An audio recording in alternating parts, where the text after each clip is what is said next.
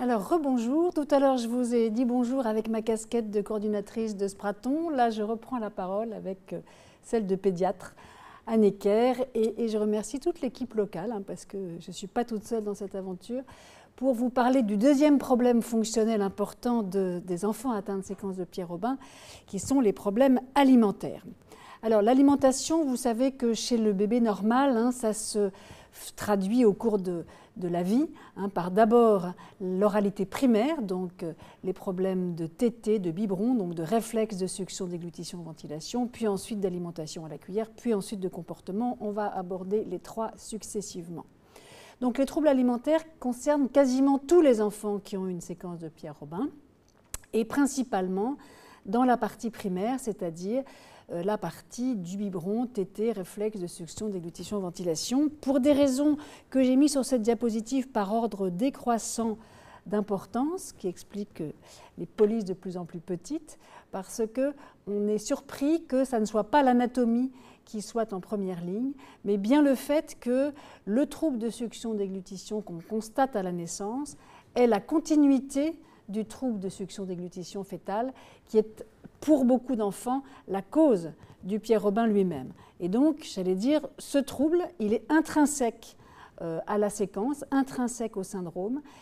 C'est un inversement, j'allais dire, mental qui a eu lieu il y a 25 ans, mais c'est quand même important de le rappeler, que ce n'est pas la fente qui empêche de téter, mais c'est le fait de ne pas avoir tété quand on est fœtus qui a pu provoquer la fente. Et donc cet inversement j'allais dire, intellectuel, a permis d'arrêter d'essayer de boucher les trous pour essayer que les enfants s'alimentent mieux. Ça n'est pas une solution. Donc ça, c'est la première chose. Et c'est important moralement pour les familles de dire que ça n'est pas de leur faute, c'est pas qu'ils s'y prennent mal, c'est comme ça fait partie du syndrome, et on en parle d'ailleurs avec beaucoup de fermeté avant la naissance. La deuxième raison qui empêche ces bébés de téter, c'est bien sûr l'obstruction respiratoire, parce que quand il faut en une seconde déglutir, ventiler, et qu'on ne ventile pas bien, on arrête de déglutir puisqu'on ne peut pas s'empêcher de ventiler. Et donc toutes les dyspnées chez le nourrisson altèrent l'efficacité et la qualité de la tétée, l'obstruction respiratoire du Pierre-Robin en particulier.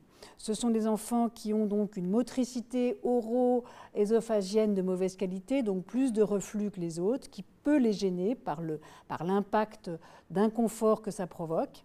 Et puis, bien sûr, quand même, l'anatomie n'est pas favorable quand on a une lèvre inférieure qui est en retrait, une fermeture buccale qui n'est pas bonne, une langue qui est en position postérieure, qu'il faut aller chercher avec la tétine, et une pression négative intrabuccale moindre du fait de la fente. C'est sûr que ce ne sont pas des éléments favorisants, même s'ils ne sont absolument pas responsables en tant que tels de ce déficit, puisque les enfants qui ont des fentes labio-alvéolo-palatines unilatérales, voire bilatérales, avec des espaces et des trous 10 fois plus gros que celles des Pierre-Robin, ont souvent moins de difficultés à téter quand ils sont petits. Donc c'est important de le savoir parce que ça permet de déculpabiliser les mères et de désamorcer leur déception, notamment de l'allaitement maternel, qui dans mon expérience n'a jamais été possible chez ces enfants. Ce n'est pas quelquefois, c'est jamais en 30 ans ici, donc je pense que c'est quand même utile qu'elles le sachent à l'avance, ce qui n'empêche pas du tout le pot à pot, tirer le lait pour le mettre dans le biberon, mais ne pas être déçu de ne pas pouvoir donner le sein à ces bébés. Deuxième message, c'est qu'il faut attendre une stabilité respiratoire relative pour démarrer les biberons. Respirer ou téter, les bébés préfèrent respirer, et donc tant qu'ils respirent très mal, ce n'est pas la peine d'aller forcer sur des biberons susceptibles de dégrader leur fonction respiratoire. Et troisième message, c'est que la succion-déglutition, c'est un réflexe et qu'il ne se travaille pas, entre guillemets. La succion, elle se facilite, elle s'accompagne, elle se préserve, mais elle ne se travaille pas. Les bébés qui tètent 1h30 toutes les 3 heures, c'est-à-dire 12 heures sur 24, ils font beaucoup d'exercices et ce n'est pas pour autant qu'ils tètent mieux le lendemain. Donc c'est important parce qu'on dit beaucoup de choses sur l'orthophonie précoce, etc. Je crois qu'il ne faut pas confondre une facilitation et une rééducation. Et donc pour faciliter la prise des biberons, il y a des techniques qu'il faut utiliser. Effectivement, une tétine molle, bien longue pour aller chercher la langue vers l'arrière, un lait un peu épais pour que l'ouverture de la tétine ne s'accompagne pas d'un flux lacté trop rapide derrière qui risquerait d'accentuer les fausses routes. Il faut que ce bébé soit bien réveillé, en position de motricité libérée, c'est-à-dire à la fois réveillé et avec la tête dans l'axe, de façon à ce que l'hyper-extension de la nuque favorise la fermeture de son larynx. Et puis des stimulations orofaciales dont ont parlé les orthophonistes, qui éventuellement pourraient améliorer les choses. Ce qui est important, c'est d'exiger une croissance strictement normale. Autrement dit, ces bébés, comme on l'a dit quand on a parlé de respiration, ont un risque de ne pas prendre de poids parce qu'ils ne têtent pas bien d'une part et parce qu'ils ont un travail respiratoire augmenté d'autre part. Et donc, il faut être exigeant, c'est-à-dire mettre un soutien nutritionnel extrêmement facilement.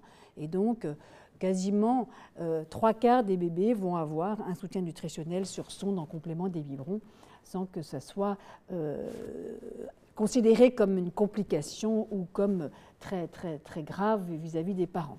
Et on traitera assez facilement le reflux, je dis doucement, parce que les IPP, en principe, avant 1 an, doivent être donnés après fibroscopie, mais chez ces enfants-là, on est quand même très, très actif sur les éléments extérieurs susceptibles d'altérer la succion. Alors, est-ce qu'il faut les explorer, ces troubles de succion? On l'a fait les uns ou les autres. Finalement, pour faire bref, la réponse est non. C'est-à-dire qu'ils ont chacun des inconvénients, ils ont eu des intérêts essentiellement de recherche ou de compréhension, mais finalement, la bonne clinique, la bonne expertise d'une soignante experte, avec pour baromètre clinique le confort de l'enfant, le fait qu'il ne respire pas plus mal après le biberon qu'avant, qu'il ne fait pas de fausse route et qu'il prend correctement du poids, est le meilleur baromètre. Et le meilleur baromètre à la fois pour se dire celui-là va être autonome et les moyens de facilitation de la succion vont suffire, ou celui-là va nécessiter un soutien nutritionnel avec lequel il va rentrer à la maison, ce qui est quand même maintenant fait partout et doit être appris aux parents et simplifié de façon à ce que ça n'entrave pas le retour à domicile. Deuxième moment de la vie, la cuillère, donc entre l'âge de 4-5 mois et la fermeture du palais pour ceux qui ont une fente. Alors là, on va différencier en fonction à la fois du statut neurodéveloppemental et du statut respiratoire. Il n'y a pas de déficit intrinsèque de l'oralité secondaire chez ces enfants, à la réserve qu'il n'ait pas d'atteinte neurologique. Donc, si on a un enfant qui a un robin isolé et qui n'a plus de problème respiratoire, il n'aura pas de problème alimentaire. Et soit il aura appris ou se sera débrouillé avec une tétine et l'alimentation à la cuillère va prendre le relais facilement, et cela, on n'en entend pas parler. Soit il continue d'avoir des problèmes respiratoires, et là ça peut être un peu plus difficile jusqu'à la fermeture de la fente, ou quand ils ont des pathologies syndromiques, bien sûr, même s'il n'y a pas de problème respiratoire, il peut y avoir un peu un retard, un décalage de la mise en route de cette alimentation volontaire qui peut être un petit peu un problème. Donc dans ce groupe-là, il faut à la fois être patient, parce que s'ils ont encore des problèmes respiratoires, il faut continuer de les traiter, il ne faut pas être culpabilisant, vous verrez après pourquoi.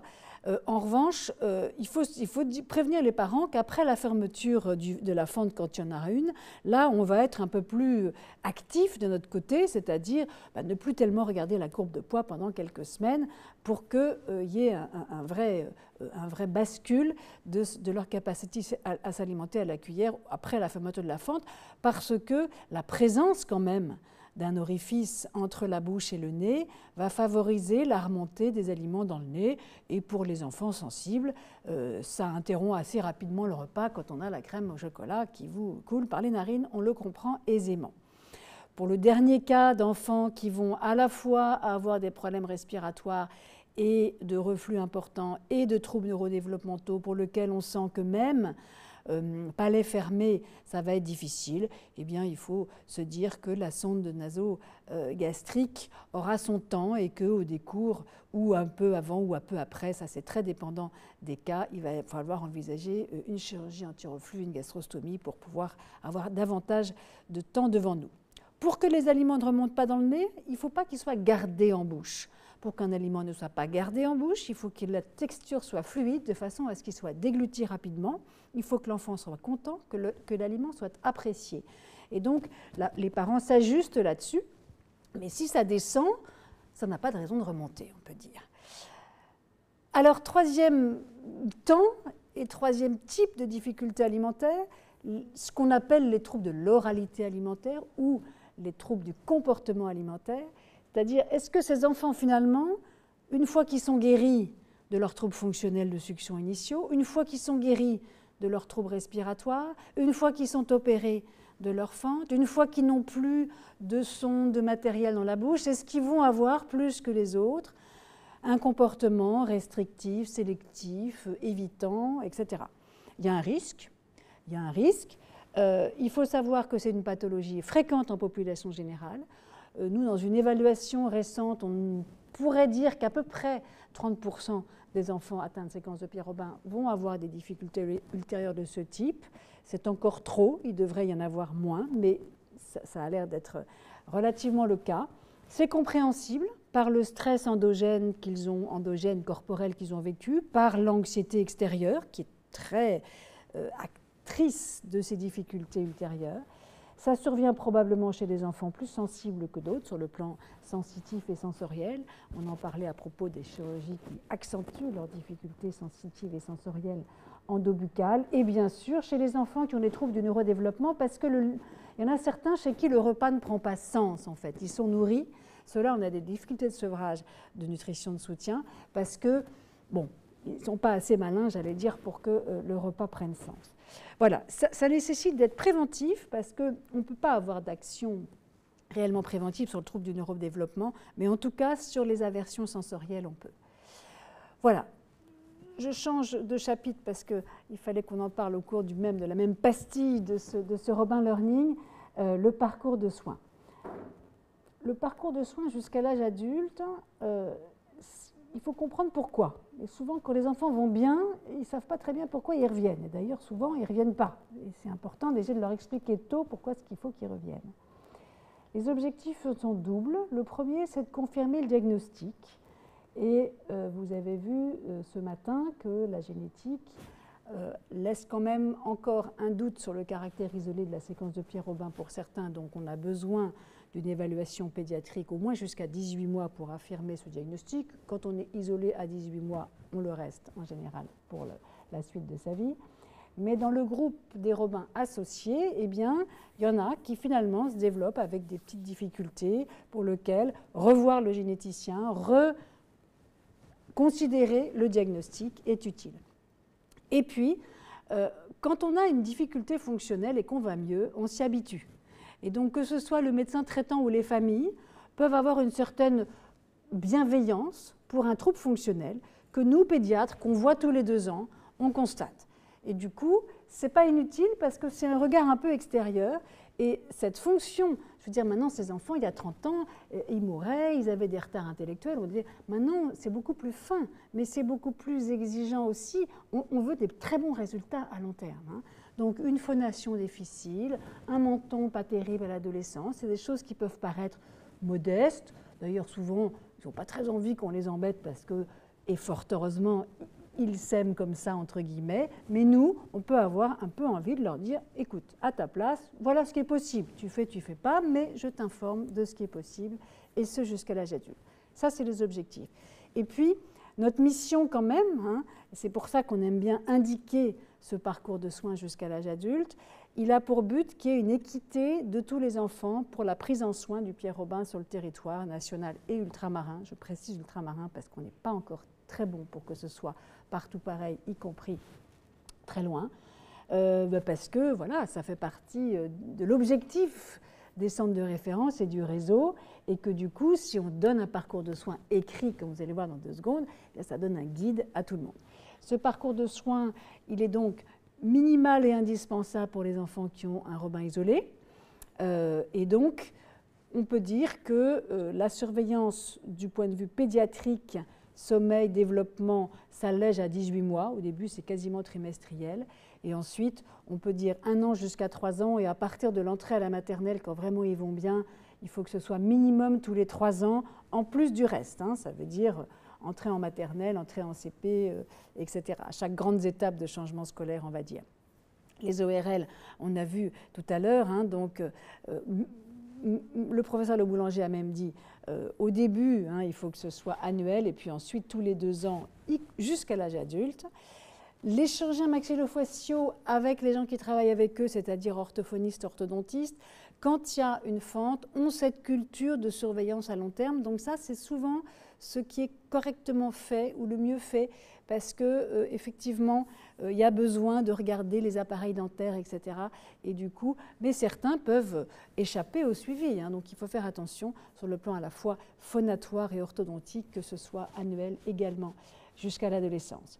Et puis la génétique, hein, il y a un peu 3 points minimum, hein, la période néonatale pour le diagnostic, la fin de la première année entre 12 et 18 mois pour confirmer le caractère isolé ou indiquer des explorations, et puis l'adolescence et le début de l'âge adulte pour que les ados puissent reposer les questions et puis répondre, enfin qu'on puisse répondre à leurs questions sur leur descendance, hein, puisque 15% des robins isolés sont familiaux, il faut quand même qu'ils le sachent à un moment où ils sont concernés.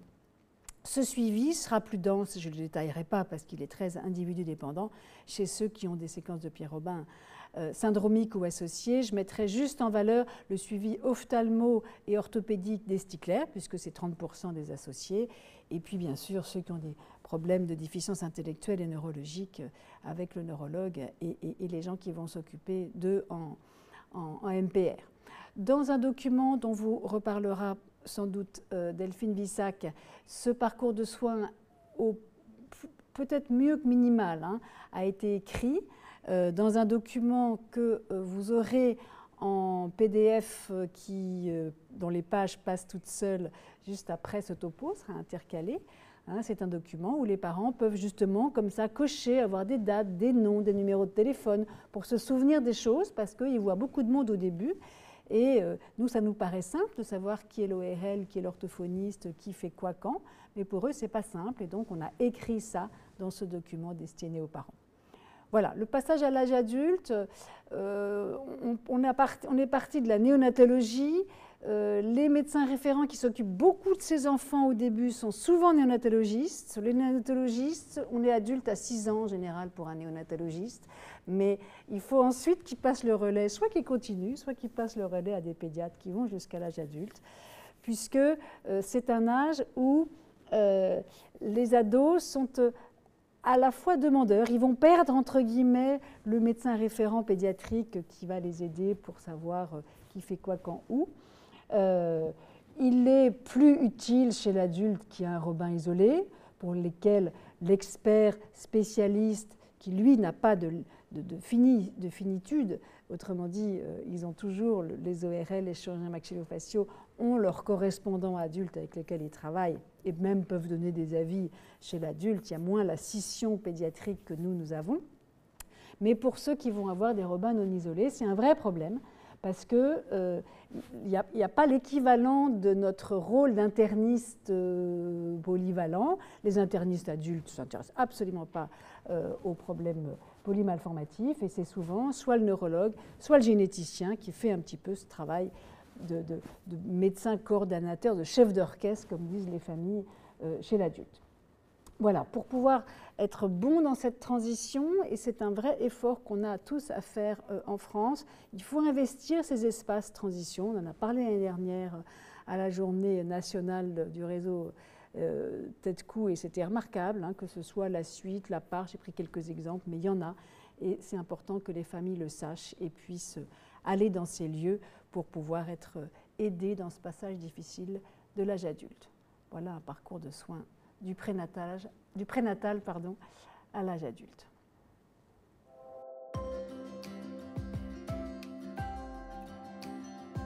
C'est pas une question, je peux juste faire une remarque, effectivement. On l'évoquait